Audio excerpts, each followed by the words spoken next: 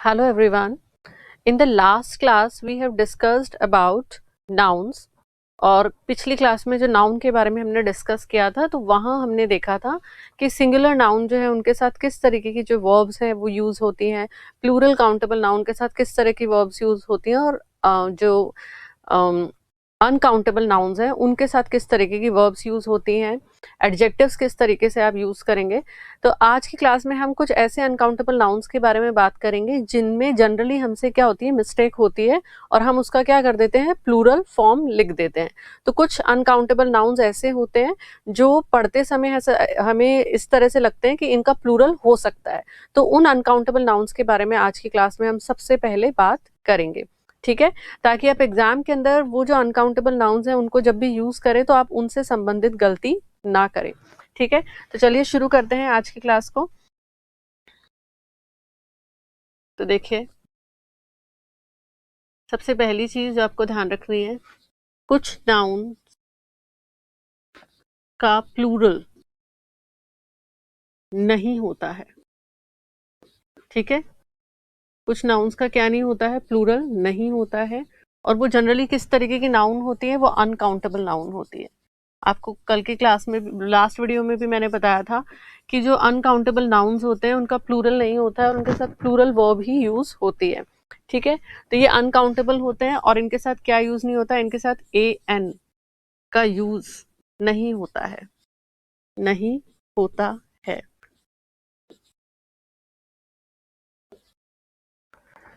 पर आज हम कौन से अनकाउंटेबल नाउन्स के बारे में सबसे पहले बात करने वाले हैं जिनमें हमेशा कंफ्यूजन रहता है और यूजुअली उनके अंदर गलती होती है। स्टूडेंट्स जो है उसका क्या बना देते हैं, उसका प्लूरल बना देते हैं एस या ई एस लगा करके। तो उसके अंदर एस या ई एस जो है वो नहीं यूज होगा, मतलब फर्दर उसका कोई प्लूरल होता ही नहीं है। तो हम देखते हैं उस वैसे नाउन्स को। तो देखिए, जैसे न्यूज, ठीक है, इंफॉर्मेशन, न्यूज का मतलब आप जानते हैं समाचार, इंफॉर्मेशन का मतलब सूचना। फर्नीचर, ठीक है, लकड़ी से बने हुए जो कुर्सी, टेबल, बेड, ये जो आर्टिकल्स आपके घर में होते हैं उनको एक साथ क्या बोलते हैं, कंबाइंडली फर्नीचर बोलते हैं। पेपर, ठीक है। इसके अलावा advice, jewellery, hair, wastage, baggage, luggage,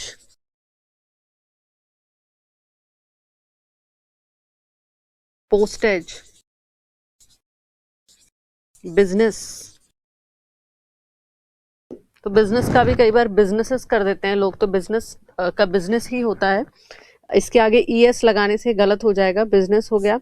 knowledge,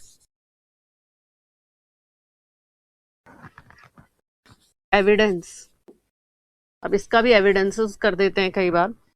इसके अलावा देखिए, confectionery, bakery,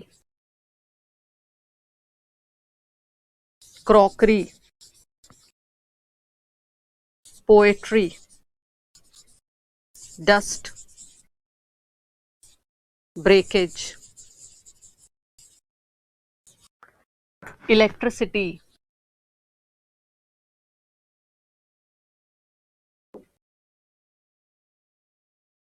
fuel, cost, gratitude,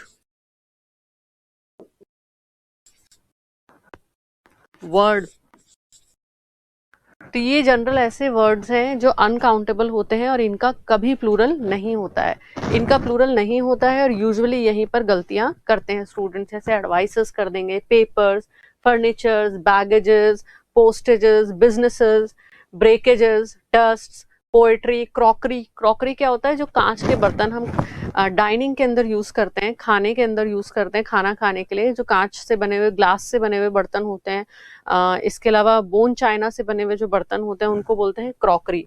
cup है, ठीक है, टी सेट है, तो इनको क्रॉकरी बोलते हैं। पोएट्री आप सभी जानते हैं, पोएम, तो इसका भी कई बार पोएट्रीज कर देते हैं। डस्ट, ब्रेकेजेस, वर्ड का वर्ड्स हो जाता है, ग्रैटिट्यूड का ग्रैटिट्यूड्स, कॉस्ट का बहुत यूजुअली लोग कॉस्ट यूज करते हैं, फ्यूल्स यूज करते हैं।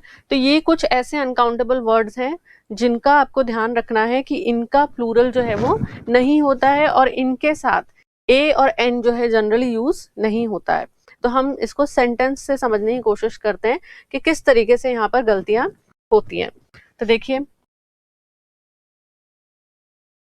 मैंने लिखा the sceneries of Switzerland mesmerized me, mesmerized me। ठीक है, मैंने क्या लिखा, the sceneries of Switzerland mesmerized me। दूसरा सेंटेंस में लिखती हूँ, आई want to have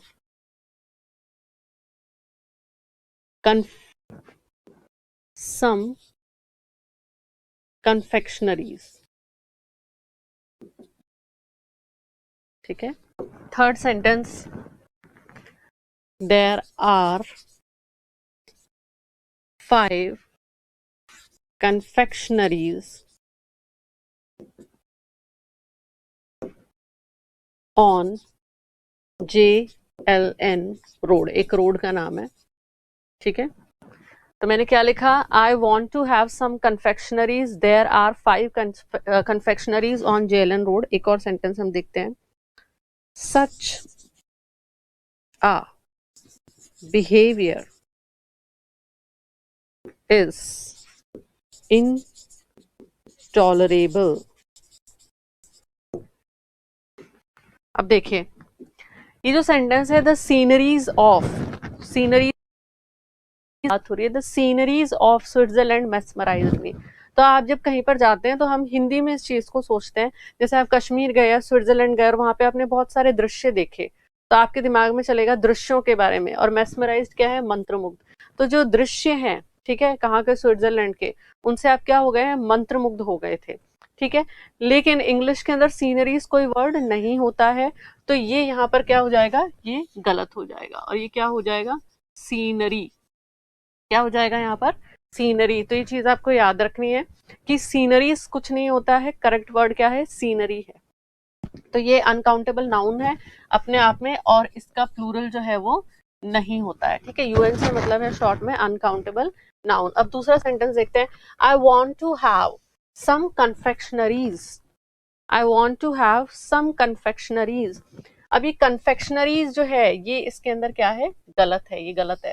तो यहाँ पर क्या होगा, यहाँ पर होगा कन्फेक्शनरी। अभी जो हमने लिस्ट बनाई थी, यहाँ पर देखिए हमने लिखा है कन्फेक्शनरी, इसका प्लूरल नहीं होता है। तो देखिए यहाँ पर लिखा हुआ है कन्फेक्शनरी, तो ये गलत है। इसको करेक्ट कैसे किया जाएगा, कन्फेक्शनरी। अभी कन्फेक्शनरी होता क्या है, तो देखिए जो आप बिस्किट्स, टोस्ट्स, ये सब खाते हैं, इनको क्या बोलते हैं, एक साथ इनको बोलते हैं कन्फेक्शनरीज। क्या बोलते हैं इन्हें, इन्हें कहा जाता है कन्फेक्शनरी। तो ये चीज आपको ध्यान रखनी है कि कन्फेक्शनरी का मतलब क्या होता है, जो बिस्किट्स, कुकीज वगैरह आप खाते हैं उनको बोला जाता है कन्फेक्शनरी। ठीक है, अब ये कन्फेक्शनरी जो है ये यहाँ पर गलत है, तो यहाँ पर होगा कन्फेक्शनरी। अब देखते हैं अगला sentence, there are 5 confectioneries on JLN road, there are 5 confectioneries on JLN road. अब ये जो सेंटेंस है ये बिल्कुल करेक्ट है। अब आपको लगेगा कैसे, यहाँ तो मैंने बताया कि कन्फेक्शनरी होता है, कन्फेक्शनरीज कुछ नहीं होता है, तो फिर यहाँ पर कन्फेक्शनरीज कैसे करेक्ट हो गया। तो देखिए कन्फेक्शनरीज होते ही मतलब ही बदल जाता है। कन्फेक्शनरीज का मतलब है शॉप। क्या मतलब है, शॉप। किसकी शॉप, बिस्किट की, जहां पर बिस्किट मिलते हैं, केक्स मिलते हैं, ठीक है, जहां पर कुकीज मिलती हैं, टोस्ट मिलते हैं, कपकेक्स मिलते हैं, पेस्ट्रीज आपको मिलती हैं, तो वो क्या है, वो दुकानें जो है उनको हम बोलते हैं कन्फेक्शनरीज, जिनको आप आम भाषा के अंदर बेकरीज भी बोलते हैं। ठीक है, तो यहाँ पर क्या लिखा हुआ है, there are 5 confectioneries on JLN road. इसका मतलब क्या है, जेएलएन रोड पर 5 ऐसी दुकानें हैं जहां पर क्या मिलती है, बिस्किट, कुकीज, केक, टोस्ट, ये मिलते हैं। अब पहले सेंटेंस में I want to have some confectioneries, इसका मतलब तो ये कि आप दुकान को खाना चाहते हैं, ठीक है, तो ये गलत होगा और यहाँ पर क्या होगा, सही वर्ड कन्फेक्शनरी आएगा। अगला सेंटेंस देखते हैं, सच अ बिहेवियर इज इनटॉलरेबल, ठीक है, इस तरह का बर्ताव जो है असहनीय है। इनटॉलरेबल का मतलब होता है असहनीय। तो बिहेवियर के आगे मैंने क्या लगा दिया है, आर्टिकल ए, ठीक है, जो अपने आप में कैसा आर्टिकल है, इनडेफिनेट आर्टिकल है।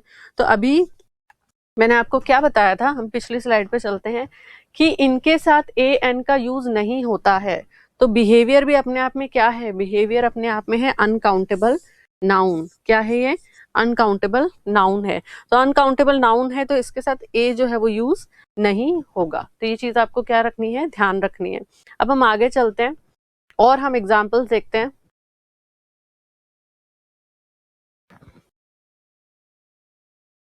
I have written two, अब 2 लिखा है तो क्या हो जाएगा, पोएट्रीज, है ना, 2 लिखा है तो हम क्या कर देंगे, I have written 2 poetries yesterday.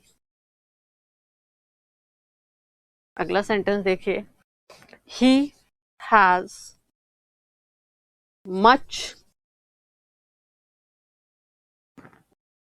he has many work to do, ठीक है। अब देखिए पहला sentence, I have written 2 poetries yesterday, क्या लिखा हुआ, I have written 2 poetries yesterday, कि मैंने कल 2 कविताएं लिखी है, तो इसलिए हमने पोएम का क्या कर दिया है, पोएट्रीज कर दिया है ना।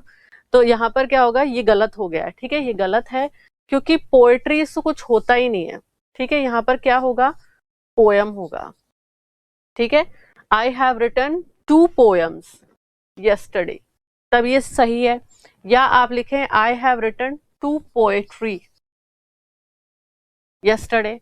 अभी जो पोएट्रीज है इस सेंटेंस में गलत है, क्योंकि पोएट्रीज का अगर आप वैसे मतलब देखें तो पोएट्रीज अगर आपने लिखा है तो उसका मतलब क्या होता है, कविताओं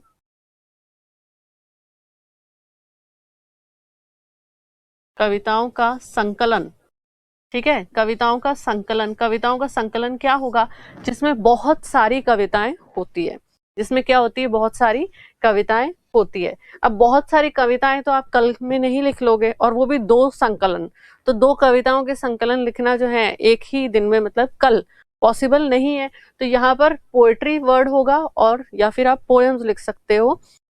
तो इस तरीके से जो वर्ड्स हैं, कई बार इनके जो अर्थ हैं वो ही बदल जाते हैं जब आप इसके अंदर प्लूरल फॉर्म जो है इसका बनाने की कोशिश करते हो। अब देखिए, he has many work to do, तो वर्क मैंने आपको बताया था क्या है, वर्क अपने आप में अनकाउंटेबल नाउन है, ठीक है।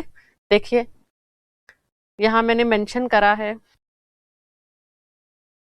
अच्छा वर्क इसके अंदर हमने नहीं लिखा है तो अभी मैं इसमें मेंशन करती हूँ। देखिए वर्क जो है ये क्या है, ये भी अपने आप में अनकाउंटेबल है, ठीक है। तो देखिए he has many work to do, अब यहाँ पर ये अनकाउंटेबल नाउन है।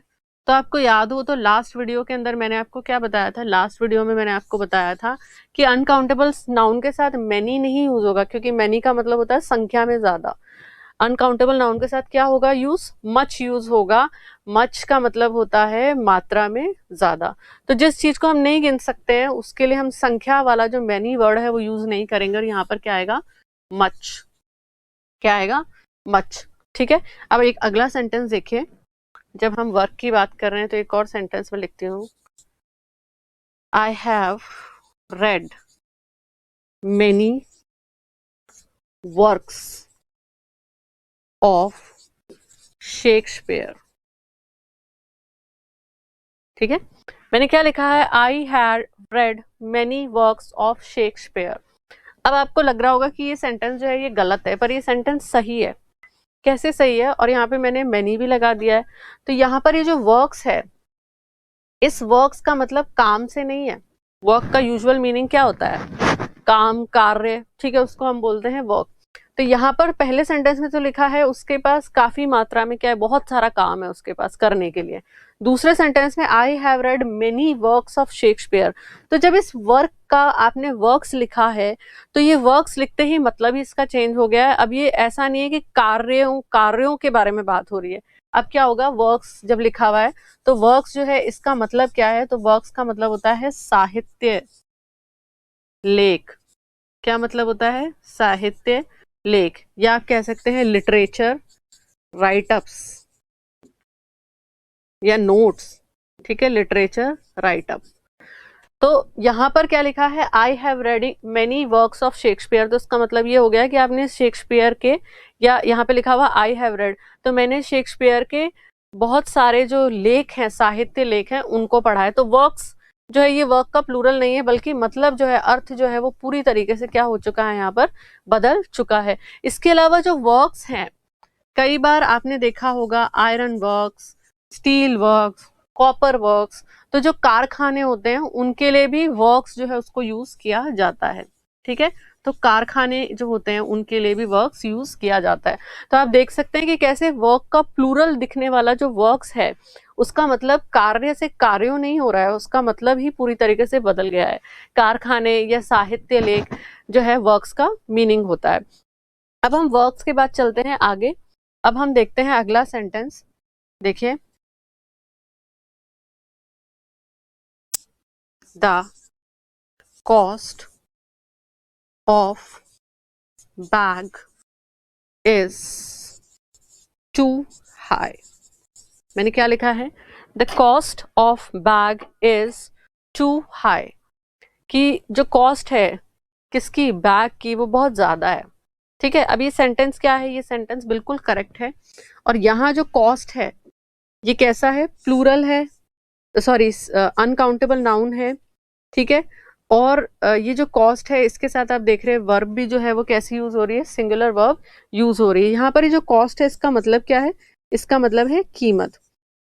तो आप सोच रहे होंगे कि मैं कह रही हूँ कॉस्ट का कॉस्ट नहीं होता है, लेकिन आपने तो कई जगह पर कॉस्ट का कॉस्ट लिखा हुआ देखा है, तो फिर वो क्या है, तो उसके बारे में भी हम बात करेंगे। जो कीमत है वो कीमत ही रहती है, कॉस्ट जो है किसी चीज की कॉस्ट कॉस्ट ही रहेगी, उसका कॉस्ट नहीं होगा। और ये कॉस्ट मतलब ये कीमत क्या है, जो आप कोई भी चीज खरीदते हैं तो उसके बदले जो अमाउंट ऑफ मनी, ठीक है, आप पे करते हैं, जो पैसा या रुपया आप पे करते हैं उस चीज को खरीदने के लिए, उसको क्या कहते हैं, कीमत कहते हैं। मान लीजिए आप एक फोन खरीदने जा रहे हैं, एक मोबाइल खरीदने जा रहे हैं, और उसके लिए आपको 30,000 रुपए देने पड़ेंगे, तो अमाउंट ऑफ मनी कितने हैं, 30,000, तो वो क्या है, उसकी कॉस्ट है। तो कॉस्ट का मतलब होता है कीमत, और उसका कॉस्ट नहीं होगा।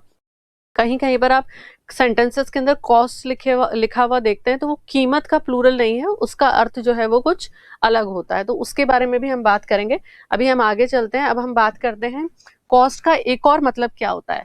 तो देखिए सेंटेंस से समझते हैं। जैसे मैंने लिखा, she has achieved success but at the cost of a happy family life। देखिए मैंने एक और सेंटेंस लिखा है, she has achieved success but at the cost of a happy family life।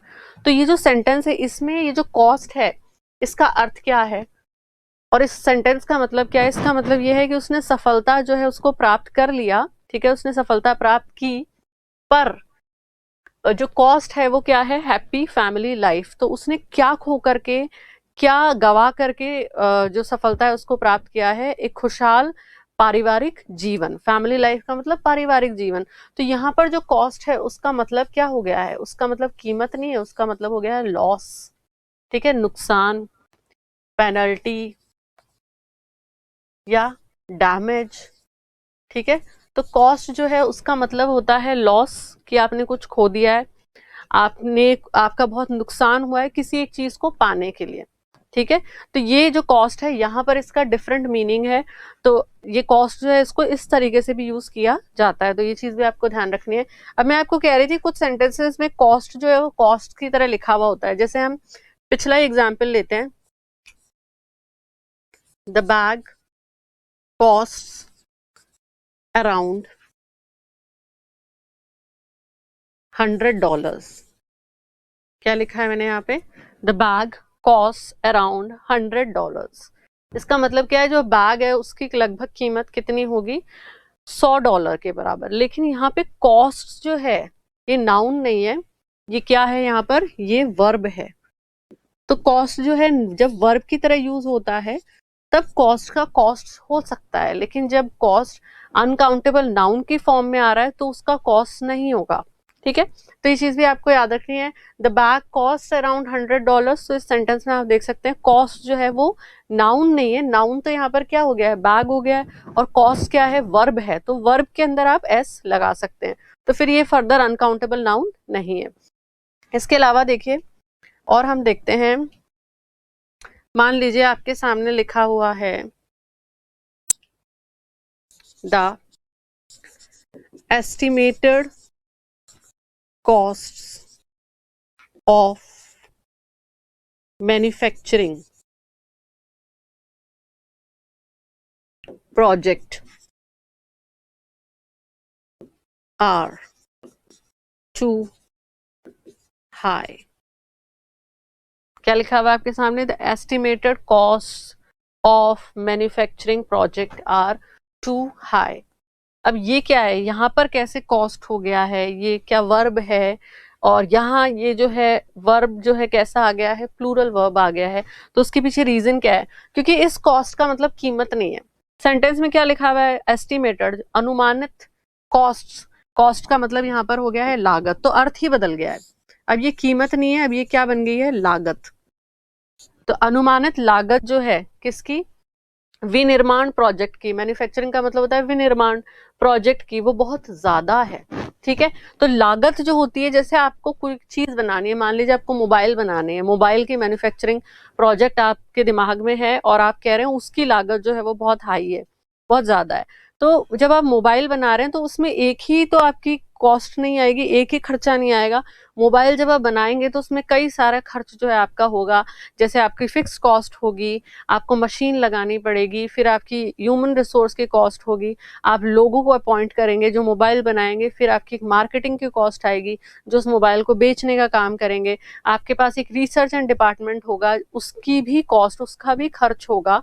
तो ये बहुत सारे खर्च हैं यहाँ पर, तो उनको हम क्या कह रहे हैं? उनको हम लागत कह रहे हैं। तो फिर जब यहाँ पे कॉस्ट लिखा हुआ है तो इसका मतलब ये वाला कॉस्ट, या जो हमने पिछले सेंटेंस में देखा था कीमत, वो नहीं है। ठीक है, तो यहाँ पर आप देखिए जैसे इनके प्लूरल फॉर्म्स वाले वर्ड्स बनते हैं तो उनका जो अर्थ है वो ही पूरी तरीके से बदल जाता है। इसी तरह से तो देखिए कॉस्ट को आप याद रखिए, बिजनेस एक्सपेंडिचर जो है उनके लिए कॉस्ट शब्द जो है वो यूज होता है। ठीक है, बिजनेस एक्सपेंडिचर के लिए ये वर्ड यूज होता है।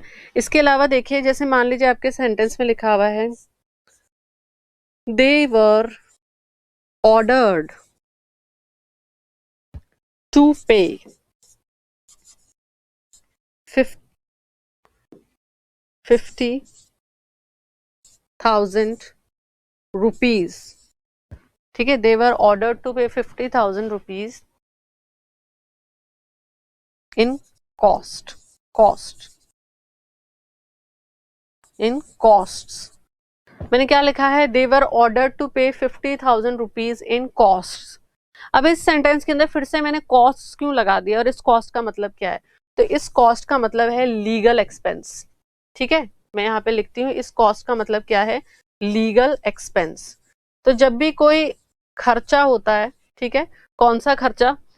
जब आप कोई केस लड़ते हैं और जब आप उस केस में हार जाते हैं तो कोर्ट जो है आपको ऑर्डर देता है ना, कुछ आप पे जुर्माना लगाया जाता है, तो वो जो जुर्माना है उसके लिए कॉस्ट शब्द जो है वो यूज होता है। तो दे वर ऑर्डर टू पे 50,000 rupees in cost.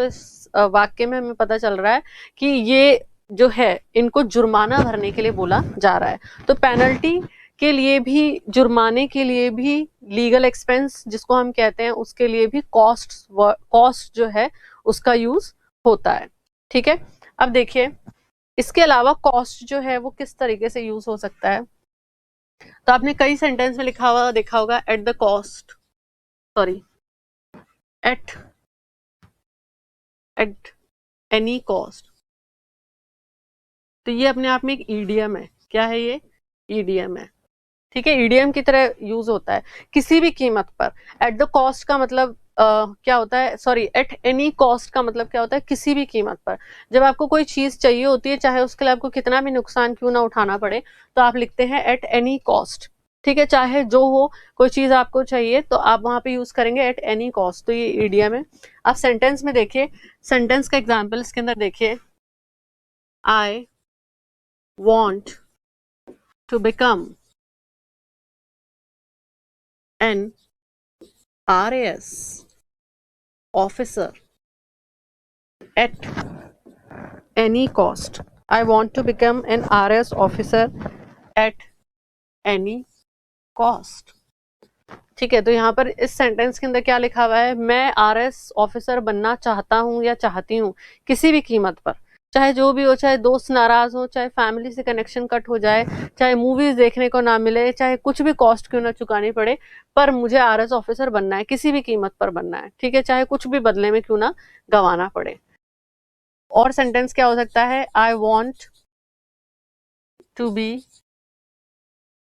Become successful at any cost. यहाँ पर अगला जो सेंटेंस है वो क्या है? मैं कामयाब होना चाहता हूँ, मेरे को सक्सेसफुल बनना है किसी भी कीमत पर, अब चाहे वो गलत रास्ते अपना करके हो या सही रास्ते अपना करके हो। तो ये ईडीएम की तरह भी जो कॉस्ट है उसका यूज होता है। तो हमने कॉस्ट के बारे में क्या देखा? कॉस्ट जो है उसका मतलब लीगल एक्सपेंस भी होता है। कॉस्ट का मतलब बिजनेस के अंदर लागत भी है, और कॉस्ट जो है वो वर्ब की तरह भी काम आता है, तब ये कॉस्ट होगा। तो ये चीज आपको याद रखनी है। ऐसा नहीं होना चाहिए कि वर्ब की तरह यूज हो रहा है या बिजनेस में लागत की तरह यूज हो रहा है या फिर ये लीगल पेनल्टी की तरह यूज हो रहा है और आपने सोचा नहीं ये तो अनकाउंटेबल नाउन है, कॉस्ट का कॉस्ट कैसे हो सकता है, और उसको आप करेक्ट करें और आपका आंसर जो है वो गलत हो जाए। और कॉस्ट का मतलब लॉस से भी है, जो आप किसी एक चीज को पाने के लिए कुछ खोते हैं। इसके अलावा कॉस्ट का मतलब क्या है? कॉस्ट का मतलब कीमत से भी है। अब हम चलते हैं आगे और एग्जाम्पल्स हम देखते हैं।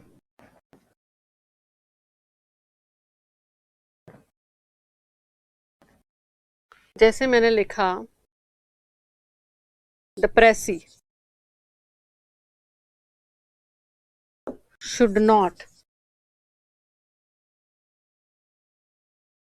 exceed the word limit। एक सेंटेंस ये है, और मैं आपके सामने लिखती हूं the precis should not exceed 50 words. अब इन दोनों सेंटेंसेस को आप देखिए, मैंने क्या लिखा है? The precis should not exceed the word limit. कि जो प्रेसी है, संक्षिप्तीकरण जो आपको करना होता है, इंग्लिश के अंदर प्रश्न आता है 10 नंबर का, उसको वो एक्सीड नहीं होना चाहिए, ज्यादा नहीं होना चाहिए। किससे ज्यादा नहीं होना चाहिए? वर्ड लिमिट से। ठीक है, जो शब्द सीमा है उससे ज्यादा नहीं होना चाहिए। यहाँ क्या लिखा हुआ है? The precis should not exceed 50 words. यहाँ पर लिखा हुआ है जो प्रेसी है वो 50 शब्दों से ज्यादा नहीं होना चाहिए, 50 शब्दों में ही होना चाहिए। अब आपके दिमाग में क्वेश्चन आ रहा होगा कि यहाँ जो मैंने कुछ अनकाउंटेबल नाउन्स लिखे हैं वहां पर मैंने वर्ड लिख दिया है। आप तो क्वेश्चन पेपर में देखते हो, answer the question in 50 words, answer the question in 20 words. तो जब वर्ड का वर्ड्स होता है तो फिर मैंने ऐसा क्यों कहा है, तो उसके पीछे एक रीजन है, उसको हम समझने की कोशिश करते हैं। तो देखिए, जब वर्ड का मतलब शब्द है, वर्ड का मतलब क्या है? शब्द है। ठीक है, शब्द है, तब वर्ड का प्लूरल क्या हो सकता है? वर्ड्स हो सकता है। और वर्ड्स का मतलब हो जाएगा शब्दों। ठीक है, जब आप लिखना चाह रहे हैं शब्दों तो हो जाएगा, ये सिंगुलर हो गया। ठीक है, तो ये वर्ड जो है जब इसका मतलब सिर्फ शब्द से है तब उसका प्लूरल या सिंगुलर हम कर सकते हैं। लेकिन वर्ड के और भी कई मीनिंग होते हैं। जब वर्ड अलग शब्द या शब्दों से अलग मीनिंग के रूप में यूज किया जाए तो फिर जो वर्ड है वो वर्ड्स नहीं होगा।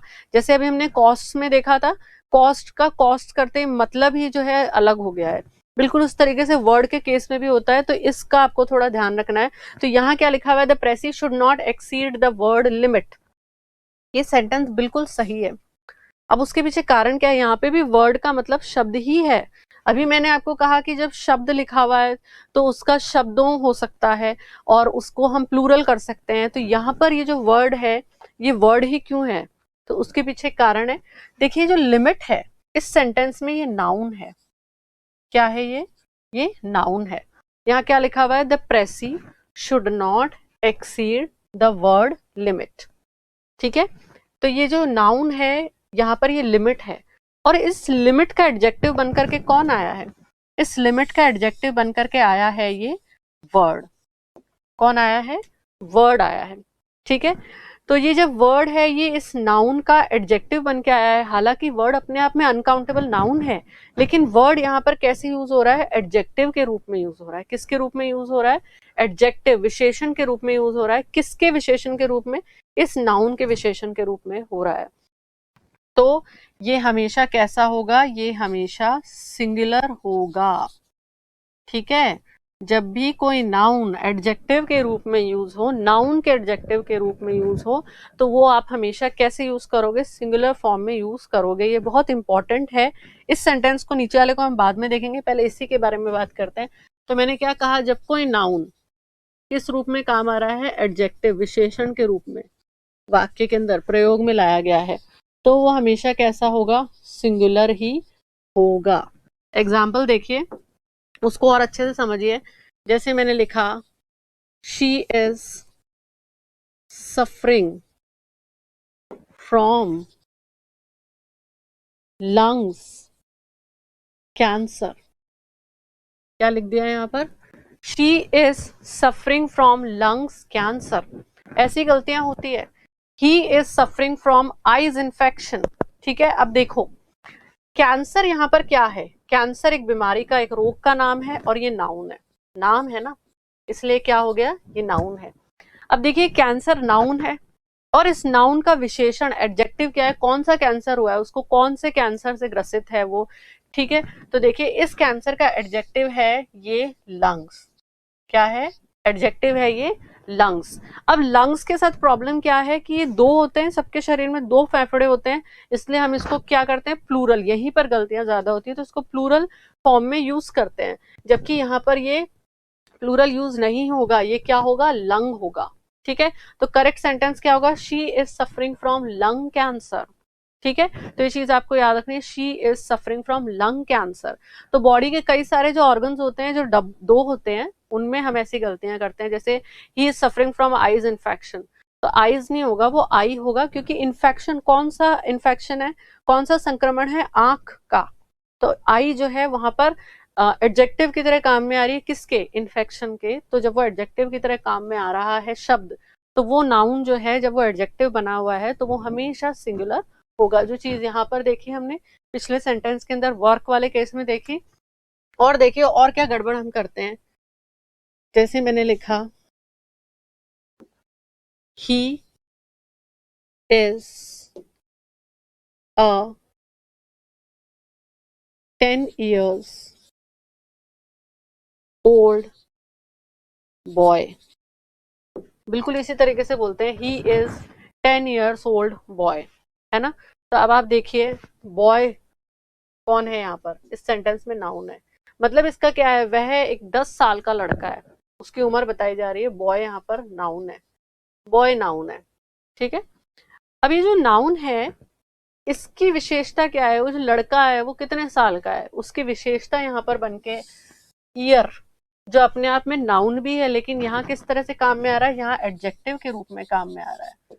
किसके रूप में काम आ रहा है, एडजेक्टिव के। और यहाँ क्या लिखा हुआ है, ईयर्स। और हम इसी तरह से बोलते हैं, she is 5 years old, he is 10 years old। बिल्कुल गलत है, ये ईयर होगा। तो ये सेंटेंस कैसे सही होगा, he is 10 year old boy, क्योंकि बॉय का एडजेक्टिव क्या है यहाँ पर, ईयर है। तो ईयर हमेशा यहाँ पर सिंगुलर होगा, प्लूरल नहीं होगा। तो ये बोलने में हम गलतियां करते हैं, इसलिए गलतियां कैसे होती है, लिखने में भी हमसे हो जाती है। तो इस चीज का आपको क्या करना है, ध्यान रखना है। अब चलते हैं हम वापस पिछले सेंटेंस पे, पिछली स्लाइड पे। तो देखिए, the precis should not exceed 50 words.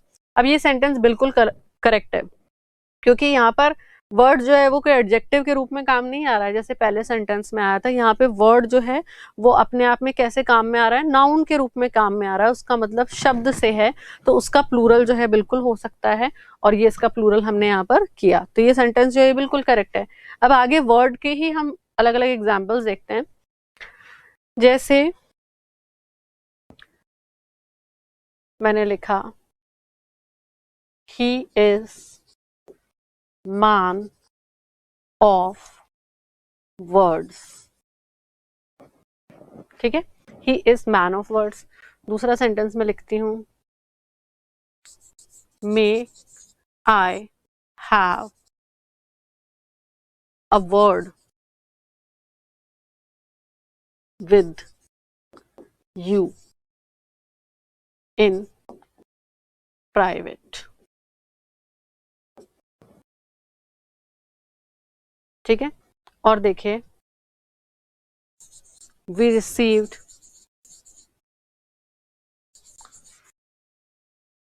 word of her death। तो यहां पर क्या लिखा है, he is man of words। अब यहाँ पर ये सेंटेंस गलत है या सही है, बोला ज्यादातर लोगों को मैंने इसी तरह से बोलते देखा, ही is man of words, she is man of words, ठीक है। अब ये जो वर्ड्स है ये गलत है, यहाँ पर क्या होगा, वर्ड होगा। क्यों? क्योंकि इस सेंटेंस में ही इज मैन ऑफ वर्ड्स जो लिखा हुआ है, इसका वर्ड मैंने क्यों करा, क्योंकि यहाँ पर ये जो वर्ड है इसका मतलब शब्द नहीं है, इसका मतलब क्या है, प्रॉमिस। जब आप किसी को जुबान देते हो उसी के लिए यहाँ पर लिखा हुआ है कि वह क्या है, जुबान का पक्का है, he is man of word. तो वहां पर वर्ड्स कभी नहीं होगा, वहां पर वर्ड होगा, और यहाँ पे वर्ड का मतलब शब्द से नहीं है, यहाँ पर वर्ड का मतलब जुबान से है। तो जब भी आप सेंटेंस के अंदर वर्ड को जुबान या प्रॉमिस के रूप में यूज कर रहे हैं तो वो हमेशा वर्ड लिखा जाएगा, वर्ड्स कभी नहीं होगा। अब देखिए, may I have a word with you in private, a word with you in private. तो देखिए यहाँ पर अ वर्ड का मतलब क्या है, तो यहाँ पर इस वर्ड का मतलब है परिचर्चा, जिसे हम कह सकते हैं, या हम कह सकते हैं शॉर्ट कॉन्वर्जेशन, ठीक है, शॉर्ट कॉन्वर्जेशन, बातचीत। तो यहाँ पर क्या कहा जा रहा है, मे आई हैव, क्या मैं आपसे अकेले में कुछ बात कर सकता हूं या कर सकती हूं। तो तब जब आप वर्ड लिख रहे हैं तो यहाँ पर ए जो है ये यूज होगा, ठीक है। वैसे मैंने आपको बताया था कि अनकाउंटेबल नाउन्स के साथ जो आर्टिकल्स है उनका यूज नहीं होता है, लेकिन जब आप सेंटेंस के अंदर वर्ड का मतलब, आपके वर्ड का मतलब कॉन्वर्जेशन से है, छोटी मोटी बातचीत से है, परिचर्चा से है, तो उसके पहले आप आर्टिकल अ जो है उसको यूज करेंगे। तो ये कैसे यूज होगा, may I have a word with you in private, तो ये नाउन है और इसका वर्ड्स कभी नहीं होगा। आप इसको इस तरह से नहीं कहेंगे कि भाई किसी से हमें अकेले में बात करनी है तो एक ही शब्द तो नहीं बोलेंगे, कई सारे शब्द बोलेंगे, तो चलो वर्ड्स लिख देते हैं, तो फिर वो आपका गलत हो जाएगा। May I have a word with you in private, ठीक है। अब ये देखिए, वी, अगला sentence, we received word of her death, ठीक है। तो ये इसका क्या मतलब है, तो यहाँ पर इस वर्ड का मतलब है मैसेज से। किससे मतलब है, मैसेज से। तो वर्ड का मतलब मैसेज भी होता है, वर्ड का मतलब शॉर्ट कन्वर्सेशन भी होता है, और वर्ड का मतलब प्रॉमिस भी होता है। तो प्रॉमिस, कन्वर्सेशन या मैसेज के रूप में आप जब भी वर्ड को लिखेंगे सेंटेंस में, तो उसको वर्ड्स कभी नहीं लिखेंगे, वर्ड्स वो तभी लिखा जाएगा जब उसका मतलब शब्द है, ठीक है। तो आपने यहाँ क्या लिखा है, we received word of her death, इसका मतलब है कि आपको, हमें सूचना जो है मिल गई है उसकी मृत्यु की। तो यहाँ पर जो वर्ड है उसका मतलब मैसेज, सूचना, इंफॉर्मेशन से है। तो ये चीज आपको क्या करनी है, ये आपको ध्यान रखनी है। अब इसके बाद हम चलते हैं और हम देखेंगे वन वर्ड सब्स्टिट्यूशंस, ठीक है। तो अब हम क्या देखने वाले हैं, वन वर्ड सब्स्टिट्यूशंस। तो देखिए, पहला जो स्टेटमेंट आज हम देख रहे हैं वो है one who belongs to a different country, ठीक है। One who belongs to a different country, वह व्यक्ति जो दूसरे देश से है, ठीक है। तो जैसे हम भारत के अंदर रह रहे हैं और हम दूसरे देश के जो नागरिक हैं उनके लिए क्या वर्ड यूज कर सकते हैं, हमने इमिग्रेंट और एमिग्रेंट तो देखा था, उसके अलावा क्या वर्ड उनके लिए यूज होता है, तो उनके लिए जो शब्द यूज होता है वो होता है एलियन। कौन सा वर्ड यूज होता है, एलियन। ठीक है। तो दूसरे देश के जो नागरिक हैं या हम कह सकते हैं दूसरे देश से बिलोंग करने वाले जो व्यक्ति हैं उनको हम क्या कहते हैं, एलियन। पॉलिटी में आपने जो वर्ड है इसका यूज देखा होगा। अब देखिए, someone who attacks first, someone who attacks first, तो उसको क्या बोलेंगे, तो उसको हम देखते हैं क्या बोलेंगे अभी। समवन हु अटैक्स फर्स्ट वो हो जाता है अग्रेसर। क्या हो जाता है, अग्रेसर। उसको बोलते हैं आक्रमणकर्ता, आक्रमणकर्ता, आक्रमणकर्ता। तो समवन हु अटैक्स फर्स्ट उसको क्या बोलेंगे, अग्रेसर बोलेंगे। ठीक है। अब देखिए, टू फॉर्मली गिव अप, जो औपचारिक रूप से किसी चीज को छोड़ दे, मान लीजिए पद है उसको छोड़ दिया, तो ऐसे व्यक्ति को हम क्या बोलेंगे, तो ऐसे व्यक्ति के लिए हम यूज करेंगे एब्डिकेशन। ठीक है, एब्डिकेशन। तो एब्डिकेशन का मतलब क्या है, औपचारिक रूप से त्याग देना।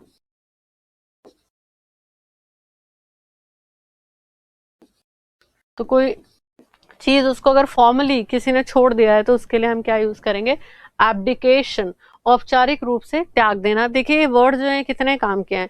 अगर आपसे कोई प्रश्न पूछा जाता है और आपको कम शब्दों का यूज करते हुए ज्यादा फैक्ट्स उसमें लिखने हैं तो वहां ये वर्ड जो है आपको काफी काम आएंगे।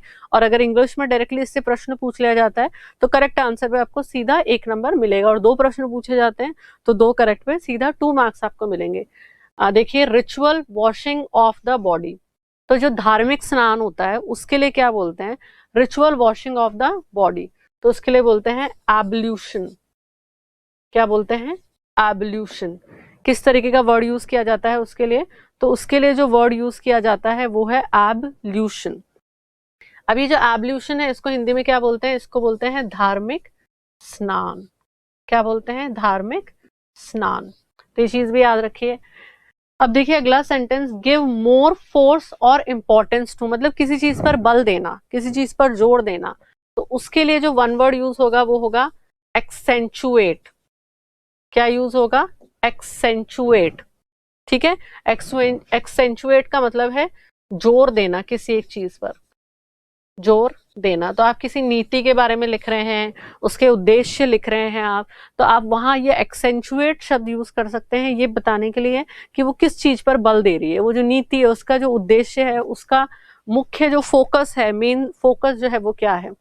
A quantity that is more than enough. अगला देखिए, ऐसी किसी चीज की मात्रा जो ज्यादा है, जितनी जरूरत है उससे ज्यादा है, तो उसके लिए आप क्या यूज करेंगे, अबंडेंस। अब ज्योग्राफी में अगर आप मान लीजिए पानी के लिए लिख रहे हैं, झीलों के लिए लिख रहे हैं, तो वहां पर क्या यूज करोगे आप, पेट्रोल जो है उसके रिजर्व्स बहुत ज्यादा हैं, तो आप लिख सकते हो अबंडेंस। अबंडेंस का मतलब होता है प्रचुर मात्रा के अंदर कोई चीज होती है, तो हम उसके लिए यूज करते हैं अबंडेंस। अब देखिए, हेल्पर इन रॉन्ग डीड और क्राइम। ठीक है।